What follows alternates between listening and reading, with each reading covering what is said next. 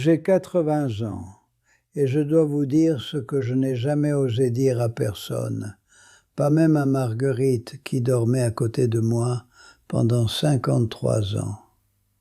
Mon grand-père a combattu pour la France pendant la Première Guerre mondiale. Il a porté l'uniforme bleu, il a marché dans les tranchées de la Somme, il croyait qu'être français et juif était possible, que la République protégeait les deux identités ensemble. Il est revenu entier de la guerre. C'était un miracle. Il a travaillé comme horloger dans le Marais pendant 40 ans. Mon père, lui, il n'a pas eu cette chance. Il était arrêté en 1942, déporté à Drancy d'abord, puis à Vichy, où il a passé 3 ans, où j'ai appris plus tard qu'il avait eu de la chance, une chance stupide, parce que beaucoup d'autres n'ont pas survécu.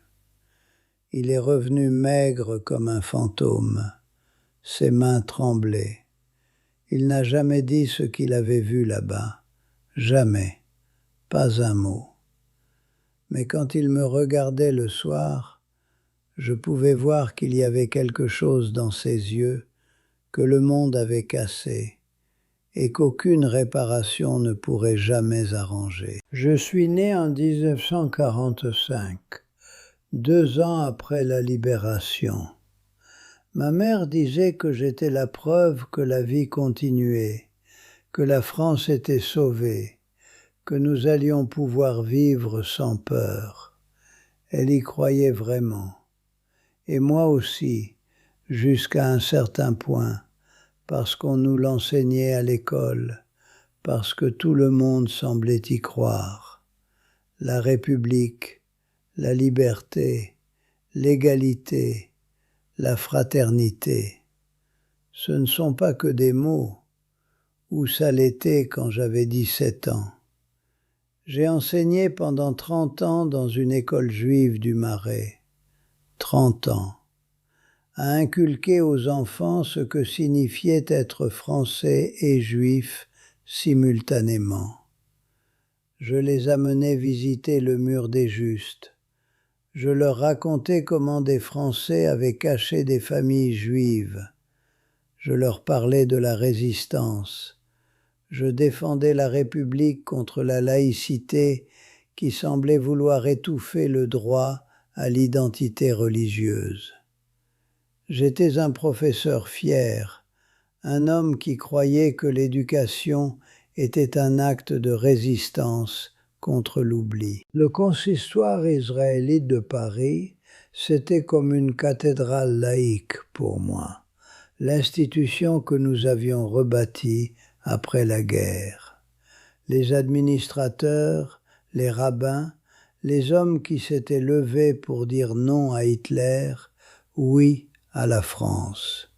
C'était dignité, c'était ordre, c'était la preuve que la tradition pouvait survivre si on la gardait ferme.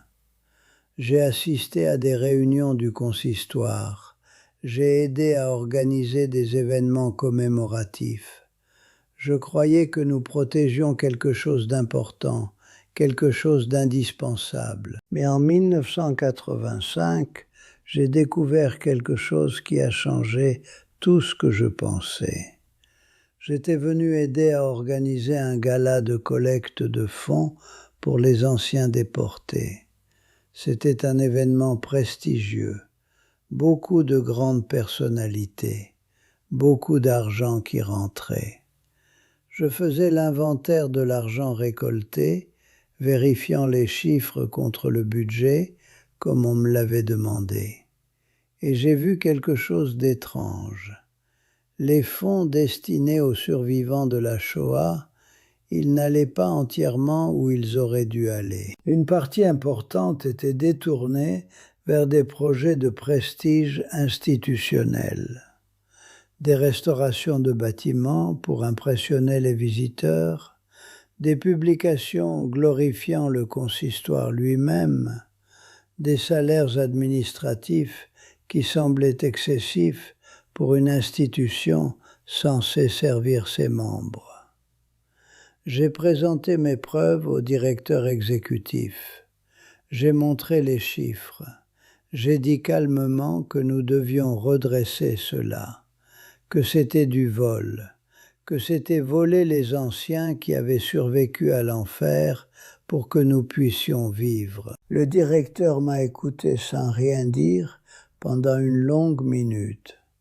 Puis il m'a dit « Henri, tu as raison, c'est un problème.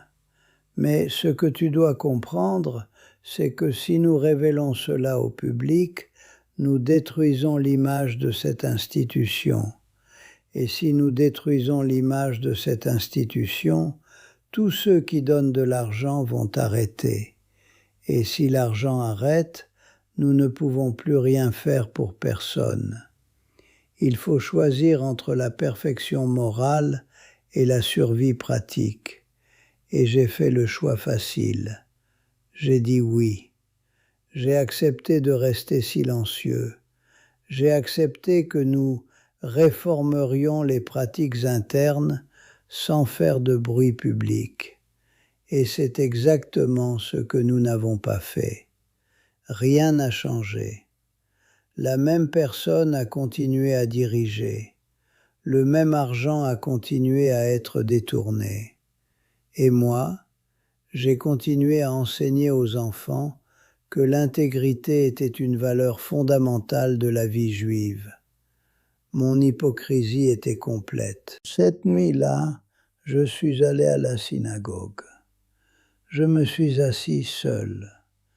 J'ai ouvert mon Tanakh à Isaïe, chapitre 53.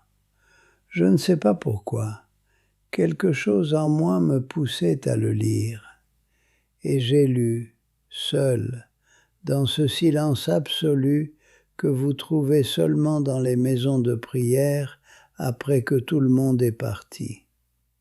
Il n'avait ni forme ni éclat pour que nous le regardions, et son apparence n'était pas telle que nous le désirions. Méprisé et abandonné des hommes, homme de douleur et habitué à la souffrance. Nous étions tous comme le reste de l'humanité, loin de lui. Lui a porté nos souffrances. Et je lisais et je réalisais que dans 30 ans d'enseignement de l'identité juive, dans 30 années de discussion sur la Torah, le Talmud, la vie morale juive, je n'avais jamais vraiment abordé ce chapitre en profondeur. Je l'avais survolé. J'avais expliqué l'interprétation rabbinique standard, celle qui dit que cela parle d'Israël collectif, de la nation comme victime historique. Et c'était correct. Mais en lisant seul, je ne pouvais pas m'empêcher de penser que cela parlait aussi de quelqu'un qui porte le poids des péchés des autres. Je ne pouvais pas ignorer cette pensée, et je ne pouvais pas l'expliciter. Alors je l'ai simplement laissée assise avec moi dans le silence de la synagogue, refusant de partir. Mon frère Georges m'a écrit une lettre en 1987. Il vivait en Israël depuis 1965. Il était professeur d'agronomie à l'université hébraïque. Un homme sérieux, rationaliste. Je l'admirais beaucoup. Dans sa lettre, il me disait qu'il était venu à la foi en Yeshua, qu'il croyait que Yeshua était le Messie, qu'il avait trouvé une communauté messianique en Israël, qu'il voulait que je le sache, qu'il espérait que je comprendrais. Je n'ai pas pu finir la lettre. Je l'ai brûlée dans la cheminée du salon. Je n'ai jamais répondu. Je n'ai pas écrit à Georges. Je n'ai jamais expliqué pourquoi. 31 ans. 31 ans de silence entre nous. Il a envoyé d'autres lettres. Je n'ai pas répondu. Il a appelé une fois. J'ai dit que j'étais occupé et j'ai raccroché. Ma femme Marguerite me demandait pourquoi je ne parlais pas avec mon frère.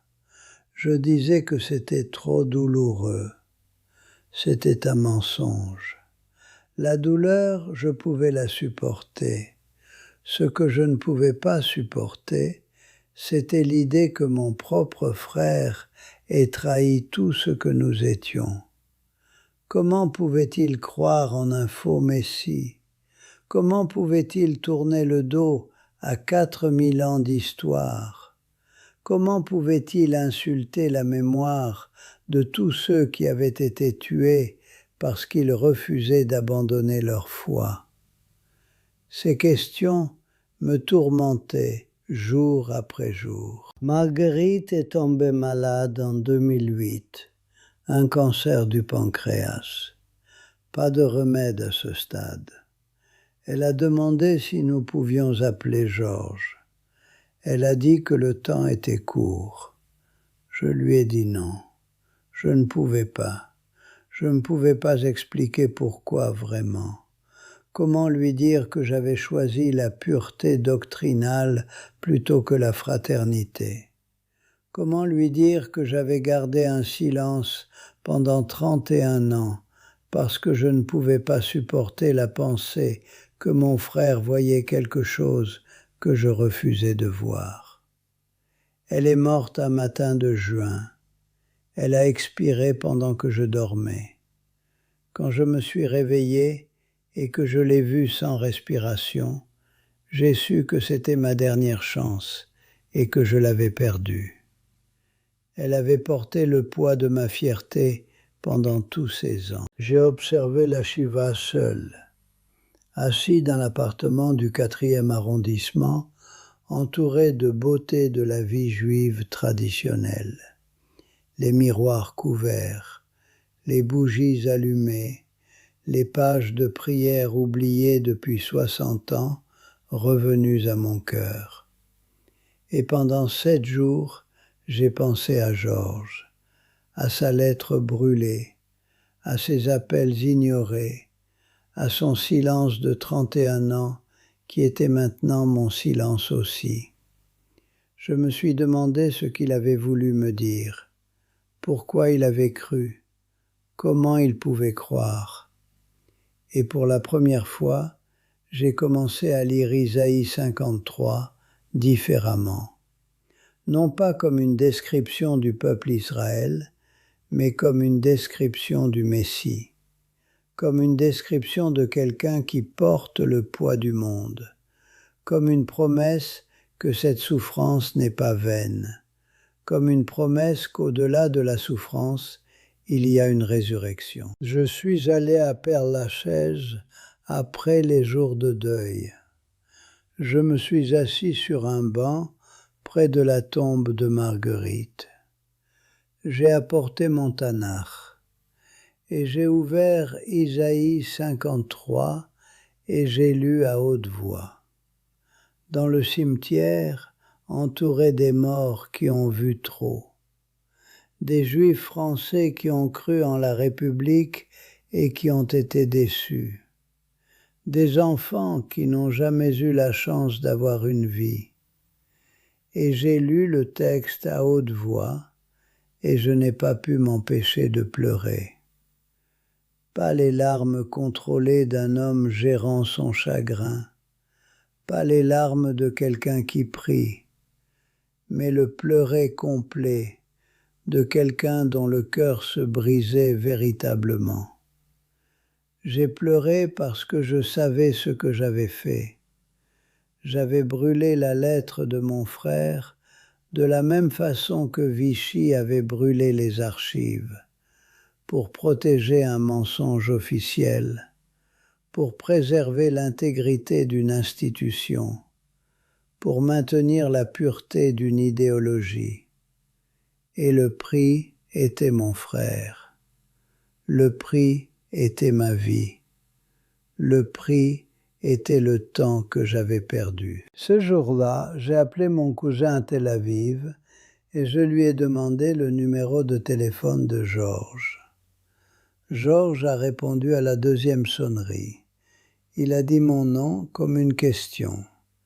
Je lui ai dit que j'étais désolé, que je voulais comprendre, qu'il me fallait savoir, qu'il me restait peut-être pas beaucoup de temps. Nous avons parlé toute la nuit, et lui, patiemment, il a répondu à mes questions. Il m'a parlé de Yeshua, de comment, en lisant le Nouveau Testament, il avait vu les prophéties d'Isaïe 53 remplies, de comment le doute était venu d'abord, puis la foi, de comment il ne sentait pas qu'il avait trahi le judaïsme, mais qu'il l'avait complété, que Yeshua était l'aboutissement, pas le reniement.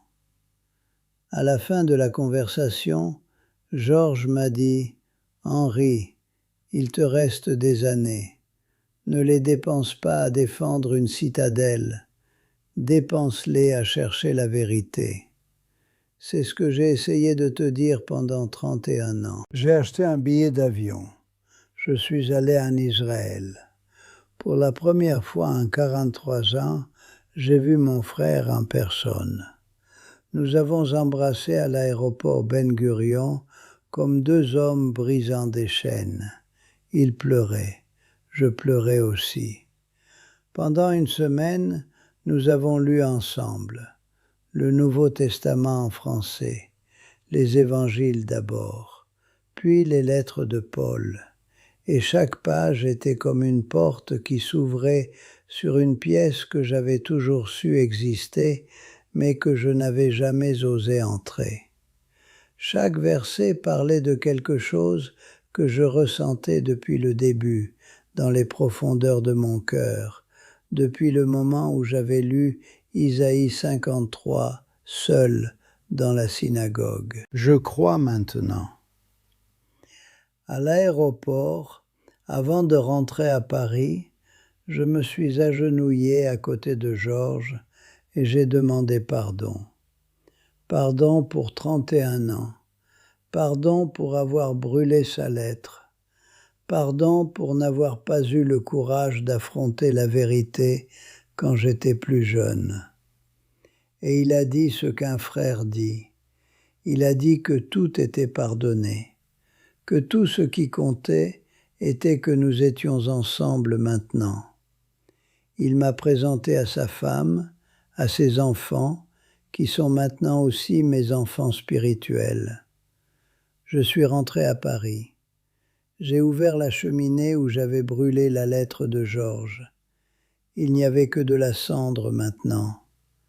Mais je savais que les mots qu'il avait écrits, les paroles de foi, elles ne sont pas vraiment mortes. Elles ne peuvent pas être brûlées. Parce que la vérité ne peut pas être détruite. Elle peut seulement être refusée. Et j'ai refusé pendant 31 ans. Quel gaspillage! Maintenant j'ai 80 ans. Je crois en Yeshua. Je crois que c'est le Messie d'Israël. Je crois que la France, que mon grand-père a combattu pour, la République qu'il croyait protégerait ses enfants, elle avait besoin d'une rédemption que seul Yeshua pouvait offrir. Et je dis à quiconque m'écoute, ne faites pas mes erreurs. Ne restez pas silencieux quand vous voyez l'injustice. Ne brûlez pas les lettres de vos frères. Ne sacrifiez pas la vérité pour l'institution. La vérité, elle peut attendre. Elle peut rester cachée pendant 31 ans. Mais elle ne s'en va jamais vraiment. Elle reste là, à la porte, frappant, attendant que vous ayez le courage de l'accueillir. Je vous le dis maintenant, ouvrez cette porte avant qu'il soit trop tard, avant que la mort scelle ce silence pour l'éternité, avant qu'il ne soit trop tard. Et maintenant, je veux aussi dire ceci. Quand un homme arrive à 80 ans et qu'il regarde en arrière sur sa vie, il se rend compte que certaines choses qui semblaient si importantes n'étaient vraiment pas importantes du tout. La réputation de l'institution, cela s'évapore. La position que j'avais dans la communauté, cela disparaît quand on meurt. Mais la fraternité, l'amour qu'on offre à son prochain, la vérité qu'on accueille enfin, ces choses-là, elles durent. Elles durent au-delà de notre mort. Elles vivent dans le cœur de celui qui les reçoit. Je vous le dis comme un homme qui a perdu trop de temps. Ne soyez pas comme moi. Regardez la vérité quand elle frappera à votre porte. Ouvrez-la. Ce que j'ai appris, la vérité ne craint pas l'examen. Ce qui craint l'examen, c'est le mensonge. Et quand j'ai enfin osé examiner ce que je refusais de voir pendant 60 ans, j'ai trouvé le salut.